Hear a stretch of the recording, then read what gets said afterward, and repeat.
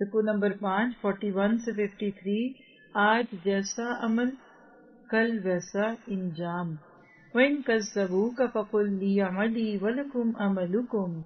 اور اگر آپ کو جھٹلاتے رہیں تو یہ کہہ دیجئے کہ میرے لیے میرا عمل اور تمہارے لیے تمہارا عمل. تم میرے عمل سے بری ہو اور میں تمہارے عمل سے بری ہوں. اور ان میں سے بہت ایسے ہیں جو آپ کی طرف کان لگائے بیٹھے ہیں کہ آپ بہروں کو سناتے ہیں وہ کہ ان کو کچھ سمجھ نہ آتا ہو. اور ان میں سے بہت ایسے ہیں کہ آپ کو دیکھ رہے ہیں پھر کیا آپ اندھوں کو راستہ دکھانا چاہتے ہیں وہ کہ ان کو بصیرت بھی نہ ہو. یہ یقینی بات ہے کہ اللہ تعالیٰ لوگوں پر کچھ ظلم نہیں کرتا لیکن لوگ خود اپنی جانوں پر ظلم کرتے ہیں. کتنی بڑی حقیقت ہے. اور ان کو وہ دن یاد دلائیے جس میں اللہ ان کو اپنے حضور جمع کرے گا تو ان کو ایسا محسوس ہوگا گویا کہ وہ دنیا میں سارے دن کی ایک آدھ گھڑی ہی رہے ہوں گے اور آپس میں ایک دوسرے کو پہچاننے کو ٹھہرے ہوں. واقعی خسارے میں پڑ گئے وہ لوگ جنہوں نے اللہ کے پاس جانے کو جھٹلایا اور وہ ہدایت پانے والے نہ تھے. آپ دیکھیں کہ اس دنیا میں ایسا نہیں کہ جب دل لگتا ہے تو جانے کا وقت آ جاتا. کتنا تھوڑا سفر ہے آپ کا میرا اس دنیا کا. اللہ کرے کہ ہم اس وقت کا بہترین حق ادا کر کر اس جگہ جائیں جہاں جانے کے بعد ہمیں کوئی نہیں نکالے گا. اور جس کا ہم ان سے وعدہ کر رہے ہیں اس میں کچھ تھوڑا سا اگر ہم آپ کو دکھلا دیں یا ہم آپ کو وفات دے دیں تو ہمارے پاس تو ان کو آنا ہی ہے. پھر اللہ تعالیٰ ان کے سب افعال پر گواہ ہے اور ہر امت کے لیے ایک رسول ہے. بس جب ان کا وہ رسول آ چکتا ہے ان کا فیصلہ انصاف کے ساتھ کیا جاتا ہے اور ان پر ظلم نہیں کیا جاتا. اور یہ لوگ کہتے ہیں یہ وعدہ کب ہوگا اگر تم سچے ہو یعنی بے یقینی پھیلا رہے ہیں. آپ فرما دیجئے کہ میں اپنی ذات کے لیے تو کسی نفع اور کسی ضرر کا اختیار ہی نہیں رکھتا مگر جتنا اللہ کو منظور ہو. کتنا کلیئر عقیدہ ہے قرآن کا نبی صلی اللہ علیہ وسلم کے متعلق. ہر امت کے لیے ایک معین وقت ہے. جب ان کا وہ معین وقت آ پہنچتا ہے تو ایک گھڑی نہ تو وہ پیچھے ہٹ سکتے ہیں اور نہ آگے سے رکھ سکتے ہیں.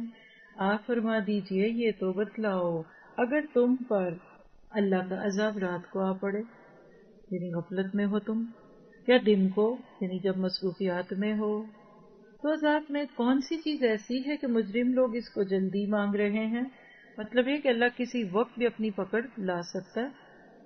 کیا پھر جب وہ آ ہی پڑے گا پھر اس پر ایمان لاؤ گے؟ ہاتھ مانا حالانکہ تم اس کی جلدی مچایا کرتے تھے.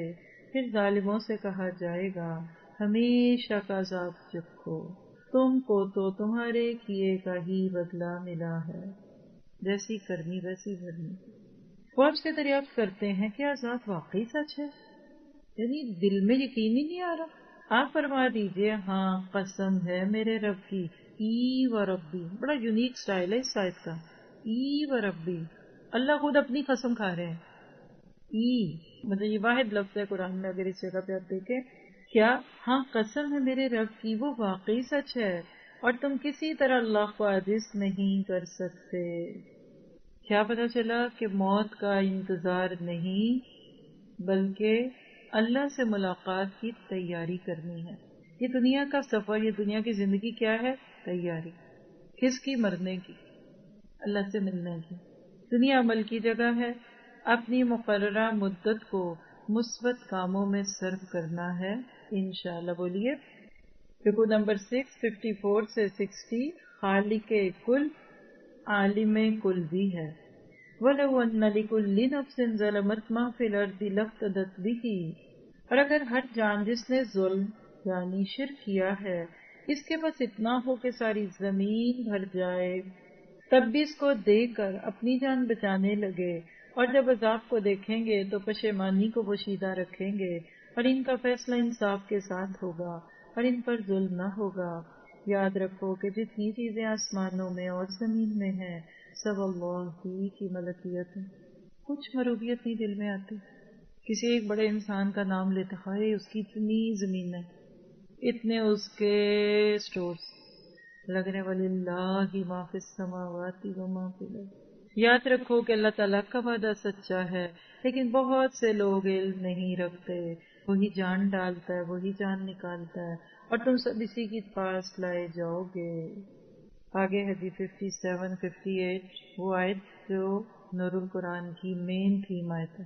آپ کو اکثر بینرز پہ اور سلوگنز پہ یہ لکھی دکھے گی، اور اسی پہ ہی قرآن میرے دل کی بہار ایک لیکچر بھی ہے.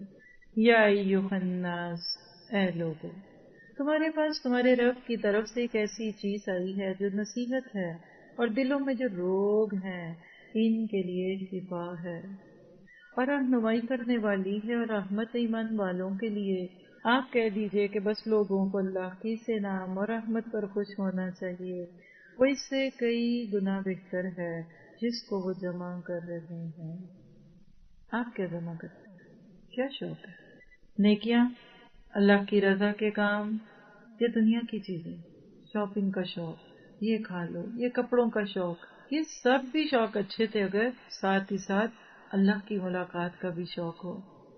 آپ کہیے یہ تو بتاؤ کہ اللہ نے تمہارے لیے جو کچھ رزق بھیجا تھا، پھر تم نے اس کا کچھ حصہ حرام اور کچھ حلال قرار دے لیا. آپ پوچھئے کہ کیا تم کو اللہ نے حکم دیا تھا یا اللہ پر ہی بہتان کرتے ہو؟ اور جو لوگ اللہ پر جھوٹ بہتان باندھتے ہیں ان کا قیامت کی نسبت کیا گمان ہے؟ واقعی لوگوں پر اللہ کا بڑا ہی فضل ہے. اب اگلا جملہ پڑھتے ہوئے مجھے شرم آ رہی ہے، لیکن اکثر لوگ شکر نہیں کرتے. شرمندگی نہیں ہوتی سوچ کے؟ قلیل من عبادی الشکور قلیل ما تشکرون. ایمان سے متعلق آیت ایک ہی ہے، یونس 57. قرآن دلوں کی بیماریوں کے لیے شفا ہے. دعا کریں یہاں بیٹھ کر کہ اللہ ہمارے دل کے سارے روگ ختم کر دیں، کفر کے، نفاق کے، شر کے.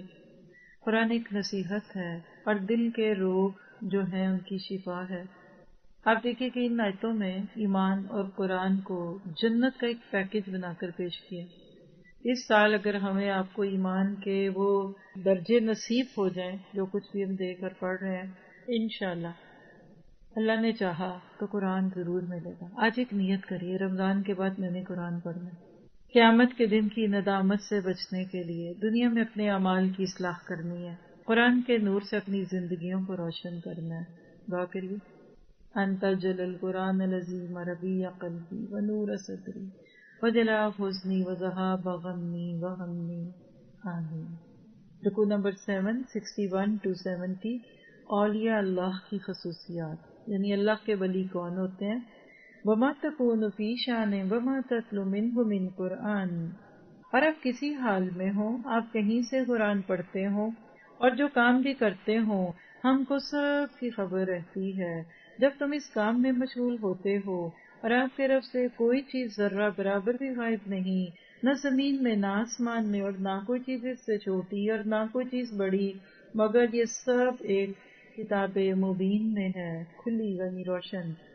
الا ان اولیاء اللہ لا خوف علیہم ولا هم یحزنون. یاد رکھو کہ اللہ کے دوستوں پر کوئی اندیشہ ہے نہ وہ غمگین ہوتے ہیں. No fear, tension free, stress free. یہ وہ لوگ ہیں جو ایمان لائے اور برائیوں سے پرہیز رکھتے ہیں، اور ان کے لیے دنیا کی زندگی میں بھی اور آخرت میں بھی خوشخبری ہے. اللہ کی باتوں میں کچھ فرق ہوا نہیں کرتا، یہ بڑی کامیابی ہے، اور آپ کو ان کی باتیں غم میں نہ ڈالیں. تمام تر غلبہ اللہ ہی کے لیے ہے اور وہ سنتا اور جانتا ہے. یاد رکھو جو کچھ آسمانوں میں ہے اور جو کچھ زمین میں ہے یہ سب اللہ ہی کا ہے. اور جو اللہ تعالیٰ کو چھوڑ کر دوسرے شرکاء کی عبادت کر رہے ہیں، کس چیز کی پیروی کر رہے ہیں؟ محض بے سند خیال کا اتباع کر رہے ہیں اور محض اٹکلیں لگا رہے ہیں، یعنی گیس ورک، بس تکے لگاتے ہیں. وہ ایسا ہے جس نے تمہارے لیے رات بنائی تاکہ تم اس میں آرام کرو، اور دن بھی اس طور پر بنایا کہ دیکھنے بھالنے کا ذریعہ ہے. تحقیق اس میں دلائل ہیں ان لوگوں کے لیے جو سنتے ہیں. وہ کہتے ہیں کہ اللہ اولاد رکھتا ہے. سبحان اللہ، وہ تو کسی کا محتاج نہیں، اسی کی ملکیت ہے جو کچھ آسمانوں میں ہے اور جو کچھ زمین میں ہے.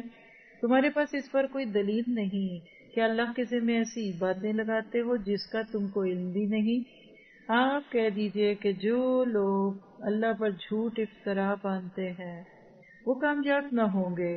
یہ دنیا میں تھوڑی سی عیش ہے، پھر ہمارے پاس ان کو آنا ہے. سوچیے ذرا، پھر ہم ان کو ان کے کفر کے بدلے سخت عذاب چکھائیں گے. قرآن کا ترجمہ کافی نہیں ہے شرک کو دور کرنے کے لیے؟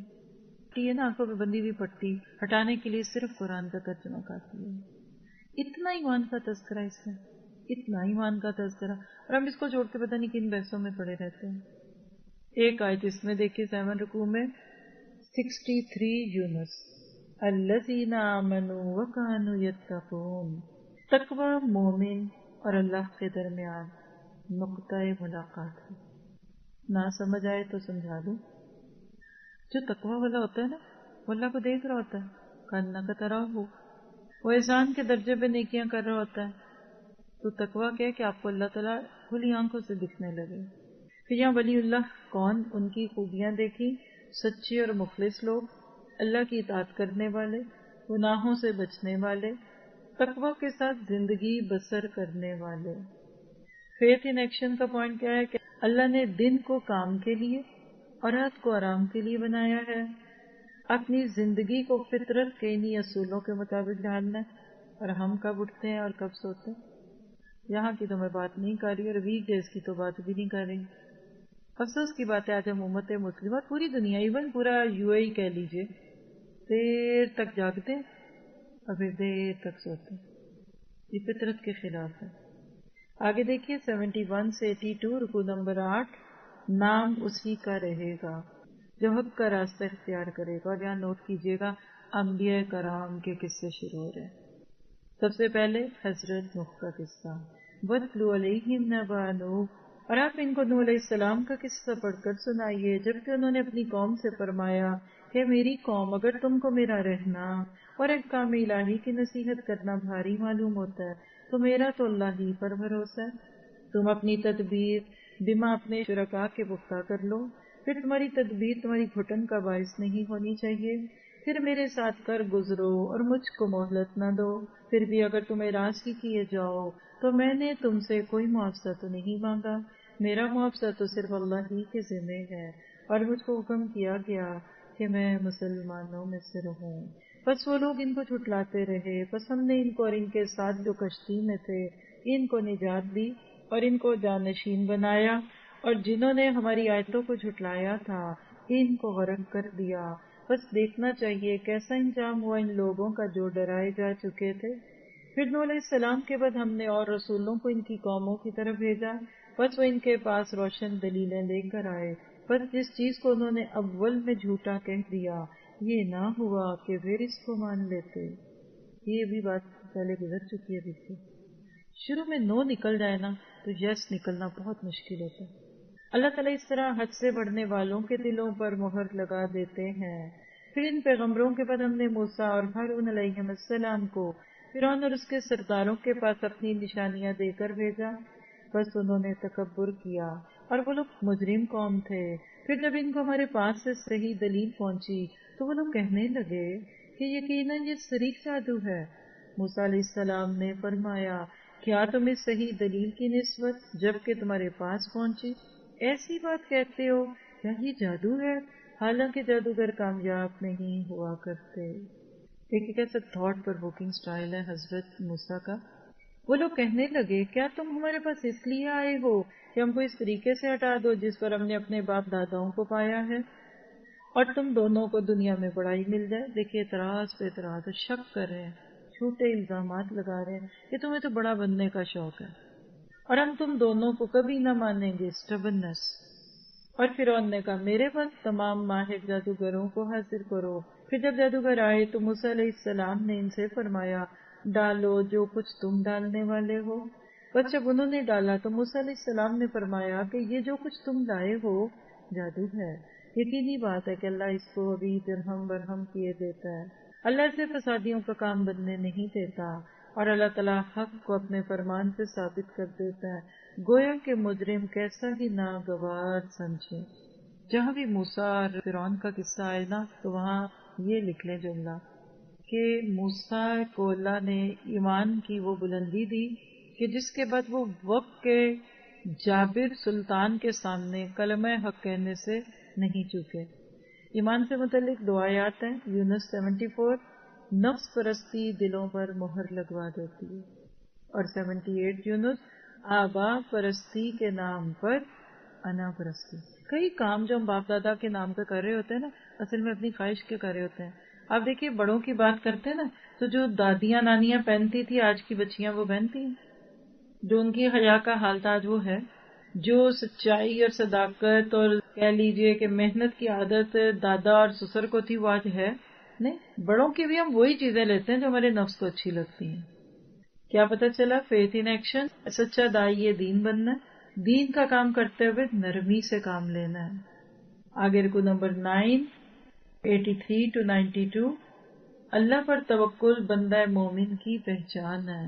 فما آمن لموسیٰ الا ذریۃ من قومہ. یہاں اب آپ کے ینگسٹر بچوں کی بات ہو رہی ہے.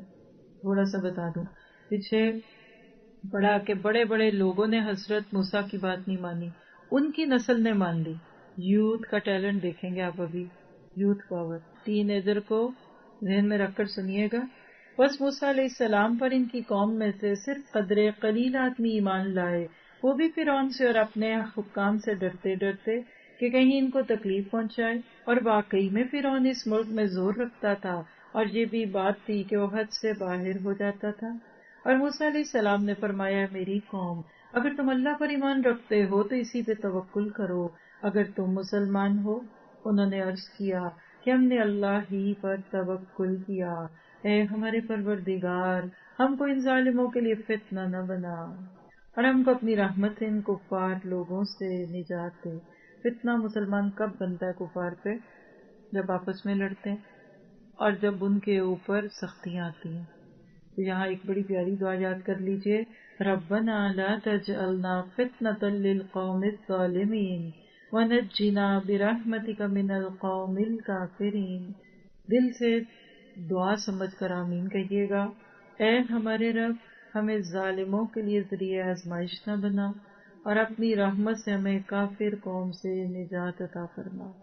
اور ہم نے موسیٰ علیہ السلام اور ان کے بھائی کے پاس وحی بھیجی کہ تم دونوں اپنے ان لوگوں کے لیے مصر میں گھر برقرار رکھو، اور تم سب اپنے انہی گھروں کو نماز پڑھنے کی جگہ قرار دے لو اور نماز کے پابند رہو، اور آپ مسلمانوں کو بشارت دے دیں. اور موسیٰ علیہ السلام نے عرض کیا، ہے ہمارے رب، تو نے فرعون کو اور اس کے سرداروں کو سامان زینت اور طرح طرح کے دنیاوی مال زندگی میں دیے. ہے ہمارے رب اسی واسطے کہ وہ تیری راہ سے گمراہ کریں. آج آپ یہ دعا کیا کریں. جو آپ دیکھیے کہ سوشل میڈیا ہے اور جو گیجٹ ہمارے بچوں کے ہاتھ میں، ان کو ذہن میں رکھ کر سوچیے کہ اللہ یہ نعمتیں اس لیے دی ہیں کہ یہ تیرے رستے سے بھٹک جائیں. آج جتنی سائنس کی ترقی ہوتی جا رہی ہے اتنا شیطان کا کام آسان ہوتا جا رہا ہے. اے ہمارے رب، ان کے مالوں کو نیز تو نابود کر دے اور ان کے دلوں کو سخت کر دے، بس یہ ایمان نہ لا پائے یہاں تک کہ دردناک عذاب کو دیکھ لیں. اور موسیٰ کی یہ دعا قبول ہو گئی تھی. حق تعالیٰ نے فرمایا، تم دونوں کی دعا قبول کر لی گئی، بس تم ثابت قدم رہو اور ان لوگوں کی راہ پر نہ چلنا جن کو علم نہیں. اور ہم نے بنی اسرائیل کو دریا سے پار کر دیا، پھر ان کے پیچھے پیچھے فرعون اپنے لشکر کے ساتھ ظلم اور زیادتی کے ارادے سے چلا، یہاں تک کہ جب ڈوبنے لگا. اس کو ہائی لائٹ کریے گا، فرعون کی توبہ کا تذکرہ، مگر بیکار ہے یہ توبہ. جب وہ ڈوبنے لگا تو کہنے لگا، میں ایمان لاتا ہوں کہ جس پر بنی اسرائیل ایمان لائے ہیں اس کے سوا کوئی معبود نہیں، اور میں مسلمانوں میں سے ہوں. قبول ہو جانا چاہیے اس کا یہ ایمان. سن لیجئے کیا جواب آیا اللہ کی طرف سے. جواب دیا، کیا بھی مان لاتا ہے اور پہلے سرکشی کرتا رہا اور مفسدوں میں داخل رہا. آج ہم تیری لاش کو نجات دیں گے تاکہ تو ان کے لیے نشان عبرت ہو جو تیرے بعد ہیں، اور حقیقت یہ ہے کہ بہت سے لوگ ہماری نشانیوں سے غافل ہیں. کیا بریکنگ نیوز ہوتی اگر آج کے دور میں یہ سانحہ ہوتا.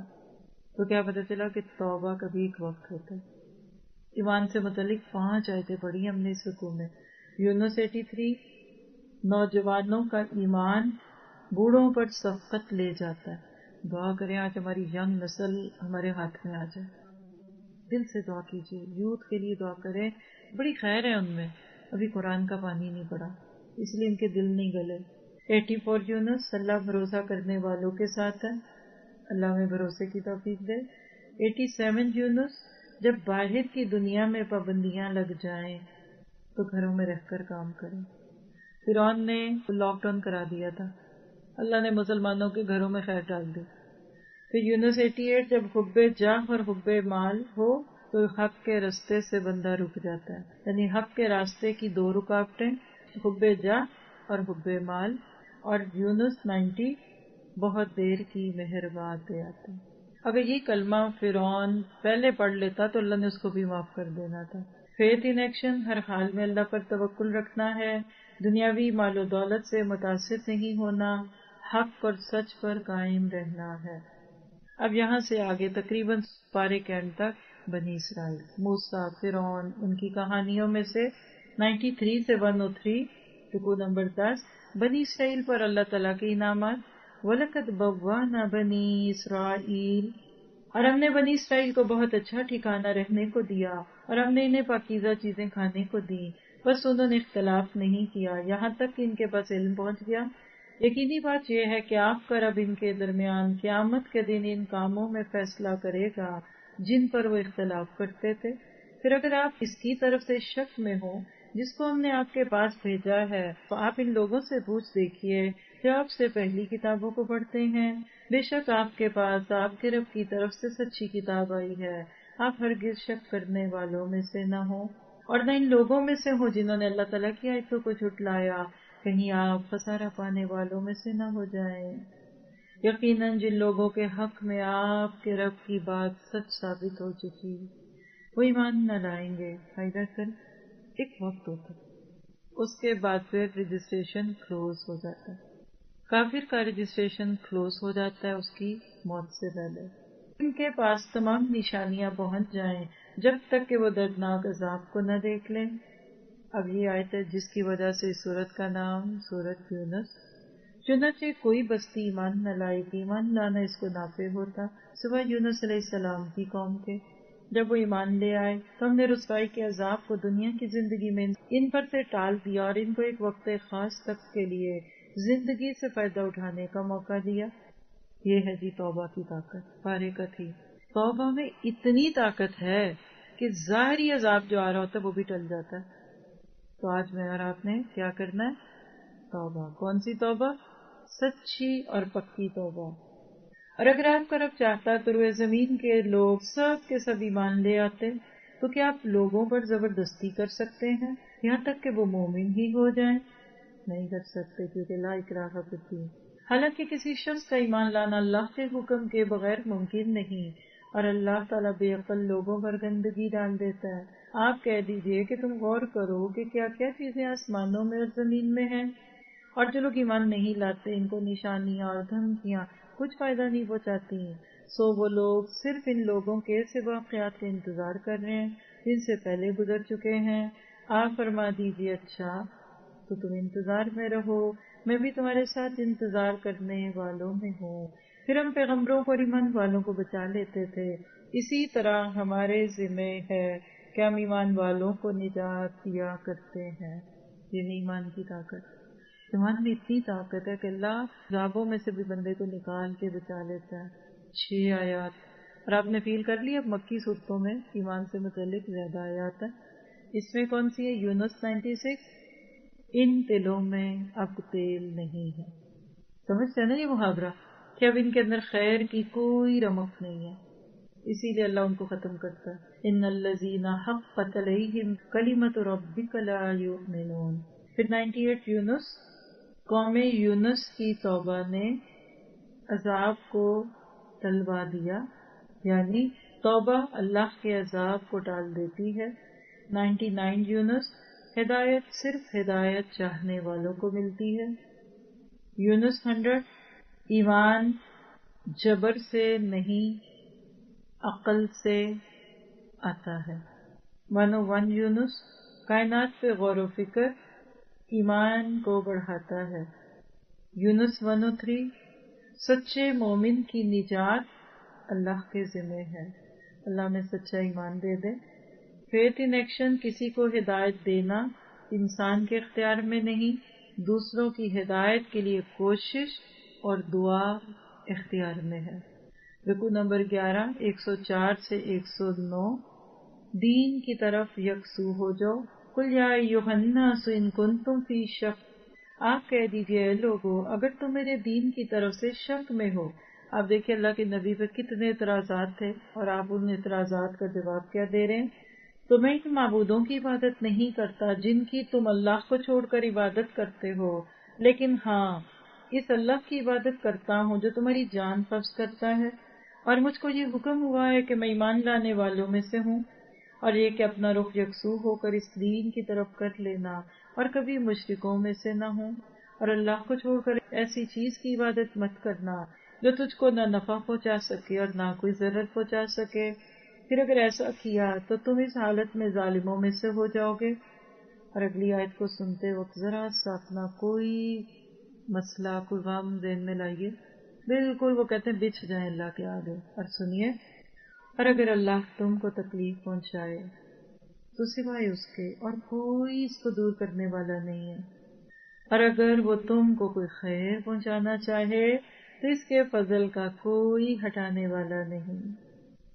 وہ اپنا فضل اپنے بندوں میں سے جس پر چاہے نچھاور کر دے، اور وہ بڑی مغفرت والا رحمت والا ہے.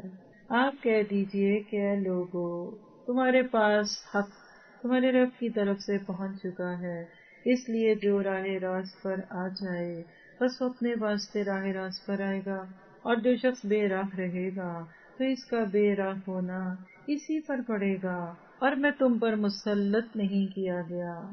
اور آپ اس کی پیروی کرتے رہیے جو کچھ آپ کے پاس وہی بھیجی جاتی ہے، اور صبر کیجیے یہاں تک کہ اللہ فیصلہ کر دے، اور وہ سب فیصلہ کرنے والوں میں اچھا ہے. کتنی خوبصورت آیت ہے. پھر ہمیں کس کے آگے جھکنا ہے؟ اللہ کے آگے. ایمان سے متعلق ایک ہی آیت تھی، یونس 104، تمہاری راہ تمہارے لیے ہماری راہ ہمارے لیے. یعنی جب تم ہمارا دین نہیں مانتے تو ہم تمہاری بے دینی کیوں مانے. فیتھ ان ایکشن، یکسو ہو کر خود کو دین حنیف پر رکھنا ہے، پیئر پریشر کا شکار نہیں ہونا. کتنے خوبصورت پیغام پہ سورۃ یونس پوری ہو رہی ہے. اللہ ہمیں فوکس کرتے جس کو کہتے ہیں نا کہ دو ٹوک کرتے، ہم دوسروں کو خوش کرنے کے لیے اللہ کو ناراض نہ کریں. آگے چند آیتیں، صرف 5 آیتیں سورۃ ہود کی ہیں اس بارے میں. یہاں پہلی بات تو ان دونوں صورتوں کا ربط لکھ لیں، یونس بھی نبی، ہود بھی نبی. سورۃ ہود اصل میں حضرت نوح کی سیرہ ہے. اس سورت میں سب سے زیادہ ڈیٹیل سے کل کے بارے میں ہم پڑھیں گے. حضرت نوح علیہ السلام کے حالات زندگی ہیں. پہلی 5 آیتیں، بسم اللہ الرحمن الرحیم. ٹاپک لکھیے تعارف قرآن حکیم. الف لام را کتاب احکمت آیاتہ ثم فصلت من لدن حکیم خبیر. الف لام را، یہ ایک ایسی کتاب ہے کہ اس کی آیتیں محکم کی گئی ہیں، پھر صاف صاف بیان کی گئی ہیں ایک حکیم باخبر کی طرف سے، یہ کہ اللہ کے سوا کسی کی عبادت مت کرو، میں تم کو اللہ تعالیٰ کی طرف سے ڈرانے والا اور بشارت دینے والا ہوں. سیدھا سادہ تعارف. اور یہ کہ تم لوگ اپنے گناہ اپنے رب سے معاف کراؤ. بابا وہ تم کو وقت مقرر تک اچھا سامان زندگی دے گا، اور ہر زیادہ عمل کرنے والے کو زیادہ ثواب دے گا. اور اگر تم لوگ جھٹلاتے رہے تو مجھ کو تمہارے لیے ایک بڑے دن کے عذاب کا اندیشہ ہے. تم کو اللہ ہی کے پاس جانا ہے اور وہ ہر شے پر پوری قدرت رکھتا ہے. یاد رکھو وہ لوگ اپنے سینوں کو دوہرا کیے دیتے ہیں تاکہ اپنی باتیں اللہ سے چھپا سکیں. یاد رکھو کہ وہ لوگ جس وقت اپنے کپڑے لپیٹتے ہیں وہ اس وقت بھی جانتا ہے جو کچھ چھپاتے ہیں اور جو کچھ وہ ظاہر کرتے ہیں. بالیقین وہ دلوں کے اندر کی باتوں کو بھی جانتا ہے.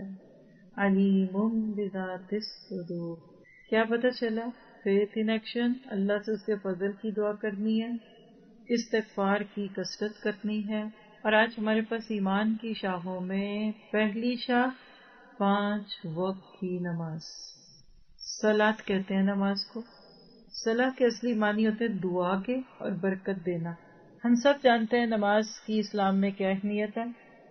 نماز اصل میں اللہ کی عظمت کے آگے جھک جانے کا نام ہے. ظاہری طریقہ نبی صلی اللہ علیہ وسلم کا سکھایا ہوا ہے.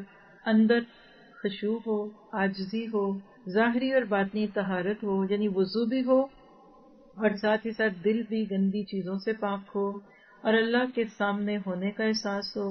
یاد رکھیے کہ اللہ حاضر ناظر نہیں ہے، اللہ السمیع البصیر اور العلیم ہے۔ قرآن پاک میں 90 بار نماز کا ذکر ہے، حکم ہے بلکہ کہہ لیں، اور اقیم الصلاۃ کا لفظ ہے۔